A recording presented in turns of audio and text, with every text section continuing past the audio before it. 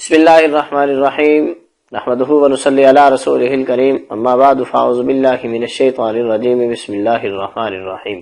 سورہ فاتحہ کی تفسیر ہم بیان کر رہے ہیں آپ حضرات کے سامنے۔ آج ہماری گفتگو کا موضوع ہے سورہ فاتحہ کی فضیلت۔ اللہ رب العزت نے سورہ فاتحہ کی عظمت، سورہ فاتحہ کی جو فضیلت اپنے بندوں کو بتائی ہے نبی کریم صلی اللہ علیہ وسلم کی زبانی، اس میں سے دو چند میں آپ کے سامنے روایات بیان کر دیتا ہوں۔ حضرت ابو سعید رضی اللہ تعالیٰ عنہ فرماتے ہیں کہ ایک واقعہ کتابوں میں لکھا ہے کہ صحابہ کرام کسی سفر پر تھے، واپسی آتے ہوئے ایک جگہ پر پڑاؤ کیا، ایک عورت باندی آئی اور اس نے آ کر کہا کہ آپ میں سے کوئی ہے ایسا جو دم کرنے والا ہو؟ تو ہمارے سردار کو سانپ نے کاٹ لیا ہے، تو آپ میں سے کوئی ایسا ہو جو آ کر دم کر دے؟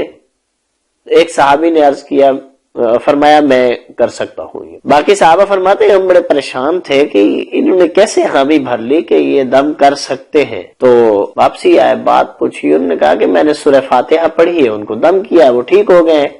انہوں نے 30 بکریاں دی انعام کے طور پر، اور مہمان نوازی کے طور پر انہوں نے دودھ دیا وافر مقدار میں، بولے۔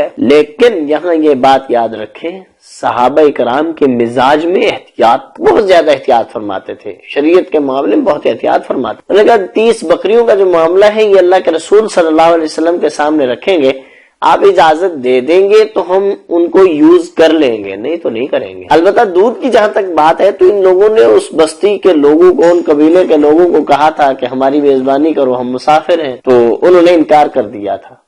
اس پر انہوں نے کہا کہ ہم دم کر دیتے ہیں۔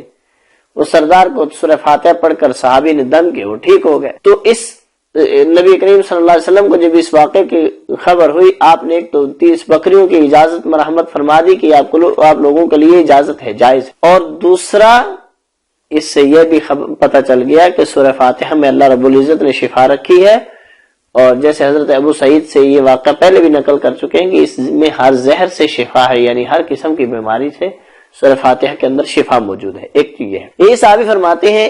اور بعض روایات میں آتا ہے حضرت ابی ابن کعب رضی اللہ تعالیٰ عنہ کا واقعہ ہے۔ امام بخاری اور امام مسلم نے حضرت ابی ابن کعب کا یہ واقعہ بیان فرمایا ہے کہ فرماتے ہیں کہ میں نماز کی حالت میں تھا، نبی کریم صلی اللہ علیہ وسلم نے مجھے سلام فرمایا تو میں نے جواب نہیں دیا، تو آپ علیہ الصلوۃ والسلام نے فرمایا یا ایھا الذین آمنوا استجیبوا للہ وللرسول اذا دعاکم لما یحییکم، کہ قرآن کہتا ہے جس وقت تمہیں اللہ اور اس کے رسول بلائیں تم فوراً آؤ، یعنی نماز کی حالت میں بھی تم جواب دے دو۔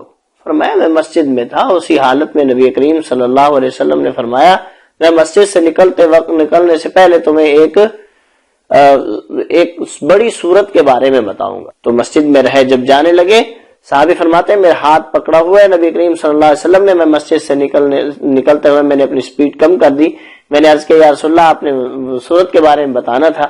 آپ نے فرمایا سب سے بڑی سورت سورہ بقرہ اور سب سے بڑی سورت سورہ فاتحہ، یعنی حجم کے اعتبار سے، وجود کے اعتبار سے سورہ فاتحہ چھوٹی ہے، لیکن عظمت اور فضیلت کے اعتبار سے سورہ فاتحہ بڑی سورت ہے۔ سورہ بقرہ اپنے حجم کے اعتبار سے بھی بڑی ہے، فضیلت کے اعتبار سے بھی بڑی ہے، لیکن سورہ فاتحہ بڑی ہونے میں سورہ بقرہ سے بھی درجہ بلند ہے۔ ایک اور حدیث بڑی مشہور ہے، اللہ رب العزت فرماتے ہیں سورہ فاتحہ میرے اور بندے کے درمیان ہاف ہے، نصف آدھی ہے۔ کیا مطلب؟ کہ بندہ جب کہتا ہے الحمدللہ رب العالمین، اللہ فرماتے حمدنی عبدی، میرے بندے نے میری تعریف کر دی۔ ایاک نعبد و ایاک نستعین اہدنا الصراط المستقیم، جب یہ دعائیں انسان پڑھتا ہے اللہ فرماتے ہیں بندے کے، یہ میرے بندے کے لیے ہے، غیر المغضوب علیہم ولا الضالین تک انسان جب پڑھتا ہے تو اللہ فرماتے ہیں یہ خالصتاً میرے بندے کے لیے ہے۔ اور انسان جب اللہ کی تعریف کر رہا ہوتا ہے، جواب میں اللہ فرماتے ہیں ہاں میں نے اپنے بندے کی بات کو پورا کر دیا، جو اس نے مجھ سے مانگا ہے میں اس کو قبول کرتا ہوں، میں اپنے بندے کی بات کو ایکسپٹ کرتا ہوں، قبول کرتا ہوں، میں اس کی التجا کو پورا کرتا ہوں۔ یہ اللہ رب العزت جواب میں ارشاد فرماتے ہیں جس وقت انسان اللہ سے یہ مانگ رہا ہوتا ہے اہدنا الصراط المستقیم۔ اب ہم آتے ہیں سورہ فاتحہ کے ترجمے کی۔ فرمایا الحمدللہ رب العالمین، حمد کہتے ہیں ایسی تعریف کہ تعریف کرنے والا کو علم ہو، جس کی تعریف کر رہا ہے اس کی عظمت کا بھی علم ہو، اس کی کبریائی کا بھی علم ہو، بڑائی کا علم ہو، اس کے مقام اور ویلیو کا علم ہو، اتھارٹی اور پاور کا علم ہو۔ اس بات کو سوچ کر، جان بوجھ کر، اپنے علم کو اور اپنی سوچ کو ملا کر جو تعریف، حقیقی تعریف کر رہا ہو اس کو حمد کہتے ہیں۔ یہ ہے الحمد کا شروع۔ اللہ رب العزت ہم سب کو قرآنی تعلیمات پر عمل کرنے کی توفیق عطا فرمائے۔ وما علینا الا البلاغ۔